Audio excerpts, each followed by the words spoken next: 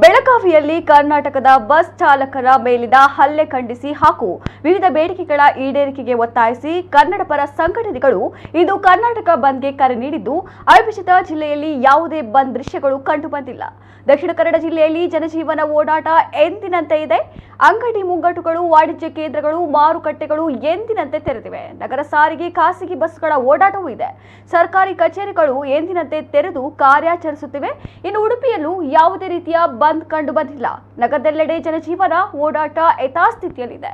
ಸರ್ಕಾರಿ ಬಸ್ಗಳು ಕೂಡ ಎಂದಿನಂತೆ ಸಂಚಾರ ನಡೆಸ್ತಾ ಇವೆ. ಆಟೋ, ಕ್ಯಾಬ್ ಸಂಚಾರ ಕೂಡ ವ್ಯತ್ಯಯ ಆಗಿಲ್ಲ. ಬಂದ್ಗೆ ಯಾವುದೇ ಸಂಘಟನೆಗಳು ಉಡುಪಿಯಲ್ಲಿ ಕರೆ ನೀಡಿಲ್ಲ. ನಗರದ ಎಲ್ಲಾ ಅಂಗಡಿ ಮುಂಗಟ್ಟುಗಳು ಎಂದಿನಂತೆ ತೆರೆದು ಕಾರ್ಯನಿರ್ವಹಿಸುತ್ತಿವೆ.